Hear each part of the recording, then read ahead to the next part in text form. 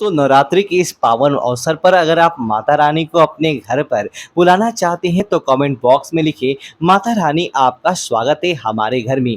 तो आइए जानते हैं। दोस्तों भूल कर भी माता रानी को ये चीजें कभी अर्पित मत करना, नहीं तो सारी जिंदगी बर्बाद रहोगे। दोस्तों नवरात्रि के 9 दिन आदि शक्ति माँ दुर्गा को समर्पित होते हैं। नवरात्रि के 9 दिन माँ दुर्गा की 9 अलग-अलग स्वरूपों का पूजन किया जाता है। नवरात्रि के 9 दिनों में माँ राता रानी को अलग-अलग स्वरूप के हिसाब से अलग-अलग पुष्प और अलग-अलग भोग अर्पित किए जाते हैं। लेकिन क्या आप जानते हैं कुछ ऐसी वस्तु हैं जिन्हें नवरात्रि के दौरान भूल कर भी माता रानी को अर्पित नहीं करना चाहिए। अगर इन वस्तुओं को आप गलती से भी माता रानी को अर्पित कर देते हैं तो आपको व्रत और पूजन का पूर्ण लाभ नहीं होगा। इसीलिए माता रानी की कृपा प्राप्त करने के लिए आपको ये जानना अति आवश्यक है कि वह कौन सी ऐसी वस्तु है जो माता रानी की पूजा में भूल कर भी इस्तेमाल नहीं करना चाहिए। तो आइए हम माँ का जयकारा लगाते हुए वीडियो को शुरू करते हैं। दोस्तों नंबर 1, नवरात्रि के दौरान शादीशुदा महिलाओं को सफ़ेद कपड़े पहनकर पूजा पाठ नहीं करना चाहिए। साथ ही साथ काले कपड़े भी नहीं पहनना चाहिए। इससे पूजा व्रत आदि खंडित हो जाती है। माता की चौकी, जब आप माता की चौकी लगाएं तो उसके नीचे कागज नहीं लगाना चाहिए। माता की चौकी हमेशा लाल कपड़ा बिछाकर ही बनाना चाहिए। हमेशा याद रहे नवरात्रि के इन 9 दिनों तक व्रतधारी को अपना आसन माँ की चौकी के आगे ही लगाना चाहिए और वहीं पर आपको सोना चाहिए। मंदिर को नवरात्रों के दौरान अकेला नहीं छोड़ा जाता, बहुत अशुभ माना जाता है। इससे दुर्गा माता नाराज हो जाती हैं और हमेशा के लिए चली जाती हैं। दोस्तों नंबर 2, नारियल। हिंदू धर्म में नारियल को समर्जित धन, श्रद्धा और सम्मान का सूचक माना जाता है। नारियल को श्रीफल भी कहा जाता है। नारियल को शुभ समर्पित में वृद्धि करने वाला माना जाता है। नारियल का हर मांगलिक कार्य में विशेष महत्व होता है। जैसे कि आप सभी जानते हैं कि माता रानी के कई मंदिरों में नारियल से बनी भी दी जाती है और माता रानी की पूजन में नारियल का इस्तेमाल हम सभी करते हैं। खासकर कलश की स्थापना नारियल रखकर ही किया जाता है। माता रानी की पूजन में हम नारियल इस्तेमाल करते समय कुछ गलतियां कर बैठते हैं। दोस्तों नारियल कई प्रकार के होते हैं, एक हरा, दूसरा सूखा जिसके अंदर पानी होता है। जिस नारियल के अंदर पानी होता है माता रानी के पूजन में सदैव पानी वाला और जटा वाला नारियल ही इस्तेमाल करें। नारियल का पूर्ण होना चाहिए।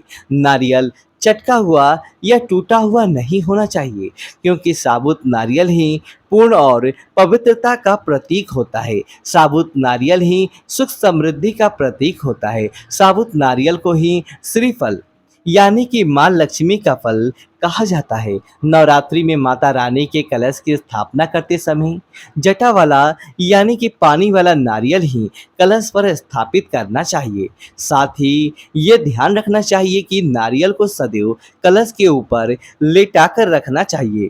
घट स्थापना करते समय कभी भी नारियल को खड़ा करके नहीं रखा जाता। नारियल को सदैव लेटाकर कलश के ऊपर रखा जाता है। साथ ही नारियल को स्थापित करने से पहले आप नारियल को लाल कपड़े में लपेटकर उस पर और फिर लाल चुनरी ओढ़ाकर आप नारियल को कलश के ऊपर स्थापित करें। शास्त्रों के अनुसार कलश के ऊपर जब सही तरीके से नारियल रखा जाता है और सही प्रकार के नारियल रखा जाता है तभी व्रत और पूजन का पूर्ण फल प्राप्त होता है।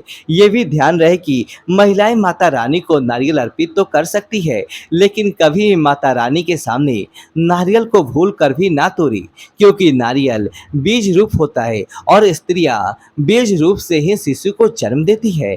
इसीलिए कभी भी महिलाओं को नारियल नहीं तोड़ना चाहिए।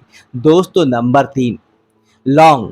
लौंग हम सभी माता रानी के पूजन में इस्तेमाल करते हैं, लेकिन लौंग का इस्तेमाल करते समय एक बहुत बड़ी गलती कर बैठते हैं। हमेशा ध्यान रखना चाहिए कि माता रानी को सदैव फूल वाली लौंग ही अर्पित करना चाहिए। जिस लौंग के ऊपर फूल नहीं होता या फिर जिस लौंग के पीछे लकड़ी की डंडी नहीं होती उसको आप माता रानी के पूजन में भूल कर भी इस्तेमाल ना करें। फूल वाले लौंगों को ही पूर्ण माना जाता है और माता रानी के पूजन में कोई भी अपूर्ण वस्तु, कोई भी खराब वस्तु या टूटे हुए अक्षत इस्तेमाल नहीं करना चाहिए। इसीलिए सदैव माता रानी के पूजन में ही फूल वाले लौंग का ही इस्तेमाल करें। दोस्तों नंबर 4, तुलसी के पत्ते अर्पित नहीं करने चाहिए। माँ दुर्गा के पूजन में तुलसी के पत्र का इस्तेमाल करना वर्जित माना जाता है। तुलसी पत्र के अलावा आंवला भी माता रानी को अर्पित नहीं करना चाहिए और दुर्वा भी माता रानी को अर्पित नहीं करना चाहिए। दुर्वा भगवान श्री गणेश को अति प्रिय है। नवरात्रि में आप भगवान श्री गणेश को दुर्वा अर्पित कर सकते हैं।